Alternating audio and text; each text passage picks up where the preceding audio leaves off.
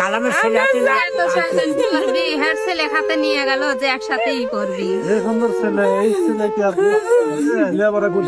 আমরা জানি না ওরা এত বড় ইয়াদ ফেলাবি, আমরা তো জানছিলাম না। আমার ছেলের সাথে একসাথে লেখাপড়া করে, একসাথে লেখাপড়া করছে। লাস্টও যদি এটাও জানি বাংলাদেশে আসে, ওর ছেলে আমার ছেলের সাথে জাকারি একসাথে লেখাপড়া করছে, বুঝছেন? বন্ধু হয়ে সাজা নিয়ে গেছে।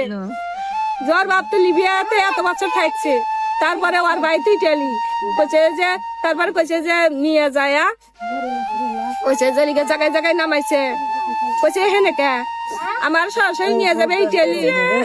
আমার বেটা কেউ উঠতে চায় নাই, বেরিয়ে বেরিয়ে মারছে, আবার পানির ভিতরে নিয়ে যায় মারছে।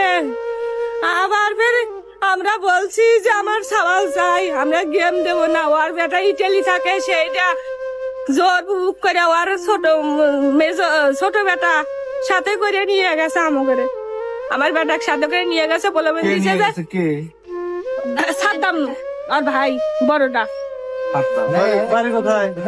বাড়ি গেলা লিবিয়া নিয়ে যা, দুজনকে আলাদা করছে। ওর সালে ঠিকই কথা বলিস, স্যার বলেন। তারপরে নিয়ে যা, বড় ভাই কইছে যে আমি ইটালি নিয়ে যাব, আমি ইটালি নিয়ে যাব। এইটা কয়া নিয়ে গেছে, সালে নিয়ে যায় এরকম জেম্বি করে আমার কাছে খালি টাকাই চাইছে। কত টাকা দিচ্ছেন আপনারা? আমরা